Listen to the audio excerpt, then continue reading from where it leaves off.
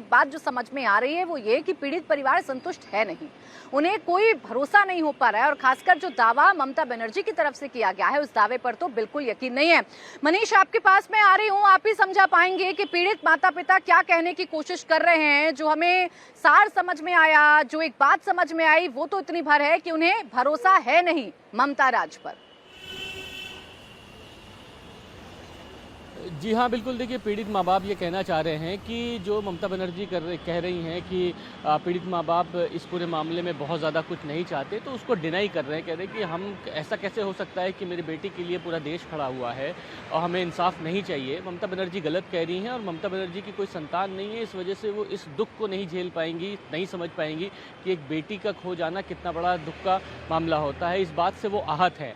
बहुत बड़ी बात कह रहे हैं कि वो जस्टिस मांग रही है और अगर सरकार से ही उनको न्याय नहीं मिलेगा, सरकार की अगर ऐसी बेरुखी होती है, तो किसके दरवाजे पर जाएंगी।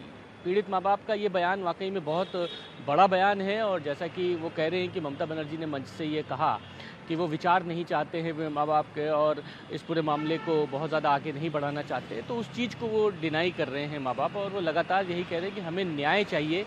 हम इसी भरोसे पर यहाँ पर हैं कि हमें आज नहीं तो कल न्याय मिलेगा। इस दुख की घड़ी में पूरे देशवासी उनके साथ खड़े हुए हैं, तो ऐसा कैसे हो सकता है कि हम इस मामले में उदासीनता का रवैया अपनाएं।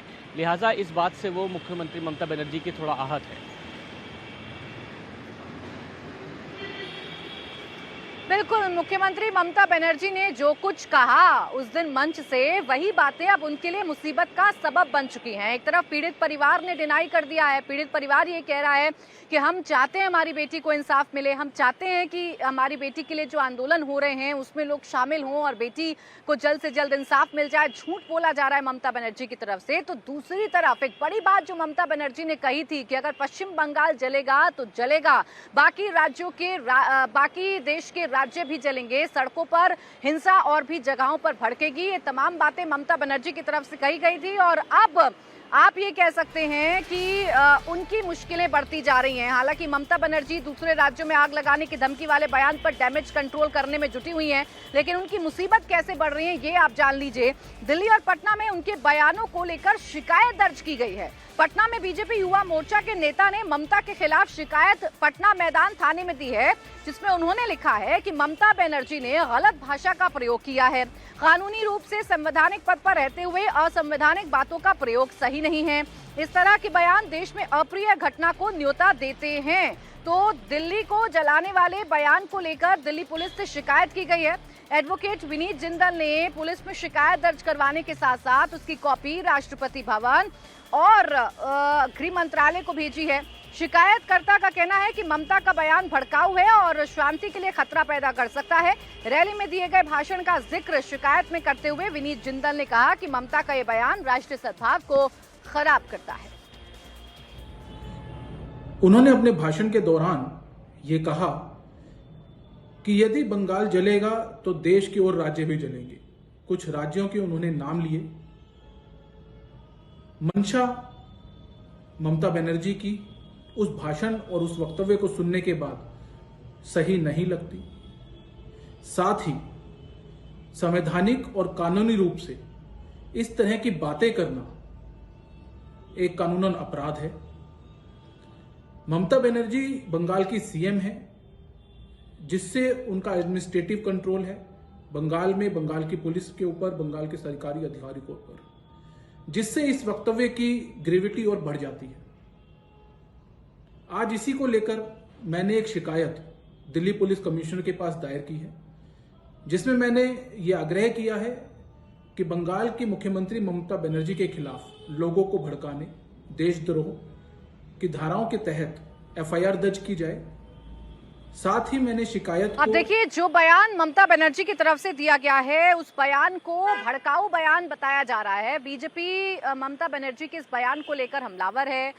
जो राज्यपाल हैं पश्चिम बंगाल के वो भी दिल्ली पहुंच रहे हैं। माना ये जा रहा है कि ममता बनर्जी के इस बयान की शिकायत उनकी तरफ से की जा सकती है। तो वहीं दूसरी तरफ बीजेपी के जो तमाम नेता हैं वो ये कह रहे हैं कि ममता बनर्जी का ये जो बयान है वो भड़काऊ बयान है। इस पर तीखा हमला बीजेपी कर रही है। तो टीएमसी अलग रुख अपनाते हुए राज्यपाल को बर्खास्त करने की मांग कर रही है।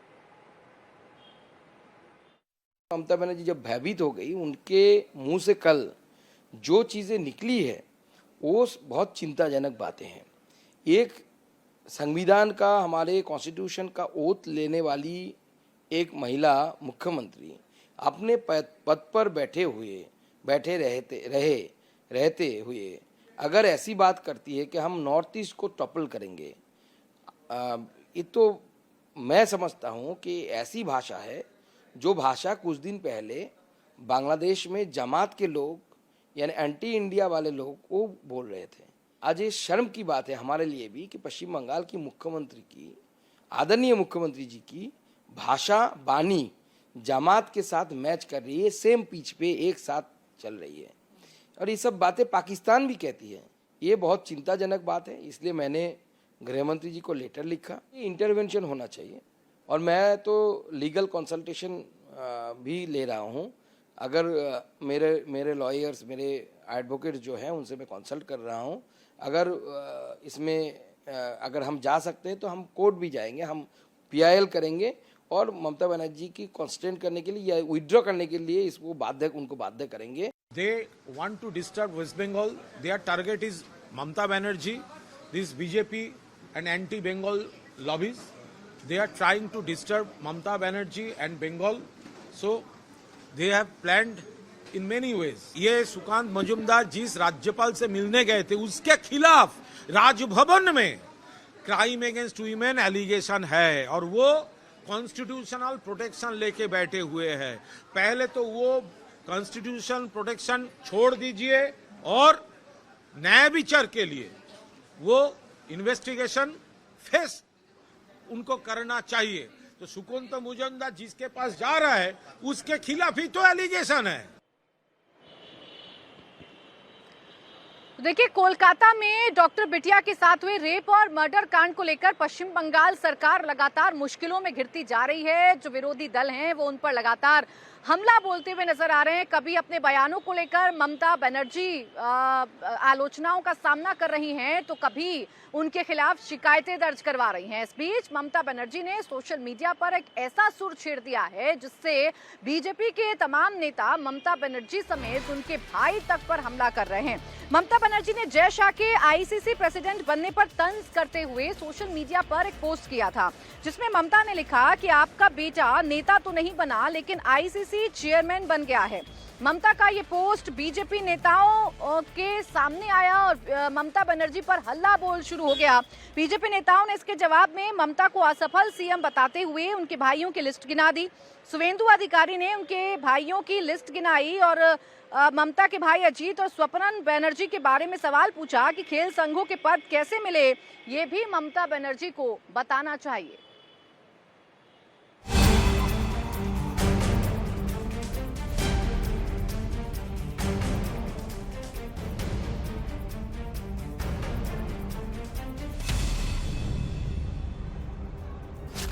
बयानों पर घिरी ममता ने बदला गोल पोस्ट।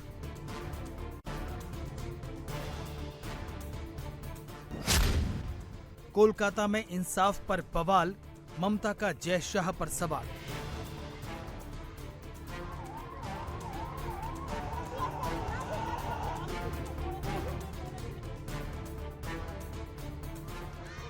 पश्चिम बंगाल समेत पूरे देश में इस वक्त लेडी डॉक्टर के लिए इंसाफ की मांग कर रहे लोग सड़कों पर हैं।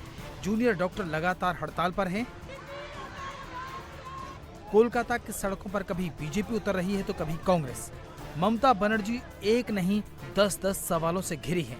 खासतौर पर बीजेपी शासित राज्यों में आग लगाने वाले बयान के बाद ममता की जिस तरह से आलोचना हो रही है, उसके बाद दीदी ने हवा का रुख मोड़ने की कोशिश की है। इस कोशिश में उन्होंने पहला पत्ता फेंका है जय शाह को बधाई देने का। जय शाह को बधाई देने के लिए ममता बनर्जी ने जिस तरह की भाषा का इस्तेमाल किया है, उसमें साफ साफ तंज दिख रहा है। ममता के सोशल मीडिया पोस्ट में इन शब्दों पर गौर कीजिए। ममता ने पोस्ट में लिखा है, आपका बेटा नेता नहीं बना। अगला शब्द देखिए, ICC चेयरमैन बन गया। ममता ने आगे लिखा है, आपका बेटा वास्तव में बहुत शक्तिशाली हो गया। इसी पोस्ट पर बीजेपी ने क्या प्रतिक्रिया दी वो आपको दिखाएंगे, लेकिन आप पहले ममता का पूरा पोस्ट देखिए। ममता ने अमित शाह को संबोधित करते हुए लिखा है, गृह मंत्री बधाई, आपका बेटा नेता नहीं बना लेकिन आईसीसी चेयरमैन बन गया। ये ज्यादातर राजनेताओं से बहुत बड़ी और अहम पोस्ट है। आपका बेटा वास्तव में बहुत शक्तिशाली हो गया है और मैं आपको उसकी इस सर्वोच्च उपलब्धि पर बधाई देती हूँ। ममता बनर्जी ने अमित शाह पर तंज किया तो बीजेपी कहां चुप बैठने वाली थी। शुरुआत पश्चिम बंगाल विधानसभा में नेता प्रतिपक्ष शुभेंदु अधिकारी ने की और एक एक करके ममता के परिवार के सारे नाम गिनाकर पूरा कच्चा चिट्ठा खोल दिया। लेकिन उससे पहले शुभेंदु ने अपनी पोस्ट में ममता बनर्जी को एक असफल पीएम लिखा, गृह मंत्री और स्वास्थ्य मंत्री भी लिखा। उसके बाद अजीत बनर्जी और बाबुन बनर्जी का नाम लिखकर बताया कि किनके पास कौन सी पोस्ट है। शुभेंदु ने ममता को जवाब देते हुए लिखा, बधाई हो पश्चिम बंगाल के असफल मुख्यमंत्री, गृह मंत्री और स्वास्थ्य मंत्री। आपके भाई राजनेता तो नहीं बने लेकिन ये बन गए। अजीत बनर्जी षष्ठी, भारतीय फुटबॉल एसोसिएशन के अध्यक्ष, बंगाल में फुटबॉल की गवर्निंग बॉडी। बाबुन बनर्जी स्वपन, अध्यक्ष बंगाल ओलंपिक एसोसिएशन, ग्राउंड सचिव मोहन बागान फुटबॉल क्लब, अध्यक्ष पश्चिम बंगाल हॉकी एसोसिएशन, अध्यक्ष पश्चिम बंगाल राज्य टेबल टेनिस संघ, अध्यक्ष पश्चिम बंगाल एमेच्योर बॉक्सिंग एसोसिएशन, अध्यक्ष पश्चिम बंगाल कबड्डी एसोसिएशन। ये आकर्षक खेल प्रशासन पद कई राजनेताओं द्वारा मांगे जाते हैं। आपके भाई वास्तव में बहुत शक्तिशाली हो गए हैं और मैं वास्तव में उनकी उपलब्धियों पर आपको बधाई देता हूं। बधाई। ममता बनर्जी के 6 भाई हैं। उनमें से 2 भाई अजीत बनर्जी और बाबुन बनर्जी खेल संघों से जुड़े हैं। बाबुन का खेल की दुनिया में कद ममता के सीएम बनने के साथ बढ़ता चला गया और वो इस वक्त पश्चिम बंगाल में खेलों की दुनिया का जाना माना नाम है। इनके अलावा ममता बनर्जी के भतीजे अभिषेक बनर्जी को उनका उत्तराधिकारी मान लिया गया है। वो 3 बार लगातार लोकसभा के लिए चुने जा चुके हैं, इसलिए परिवारवाद पर तंज करके ममता ने फिर आलोचना को दावत दी है। ममता की पोस्ट पर असम के सीएम हेमंत बिस्वा शर्मा ने भी पलटवार किया है। आदरणीय दीदी, आईसीसी चेयरमैन एक निर्वाचित पद है। आप मेरी इस बात से सहमत होंगे कि किसी संगठन का नियंत्रण अपने भतीजे या बेटे को सौंपने से अलग है। हमें इस बात पर गर्व है कि जय शाह के साथ 5 भारतीयों को ग्लोबल क्रिकेट का नेतृत्व करने का सम्मान मिला है। सादर। जय शाह निर्विरोध आईसीसी के चेयरमैन चुने गए हैं। दुनिया भर के 16 क्रिकेट बोर्ड में से 15 ने उनका समर्थन किया। मैं इस 35 साल की उम्र में ये पद हासिल करने वाले जय शाह सबसे युवा आईसीसी प्रेसिडेंट बने हैं।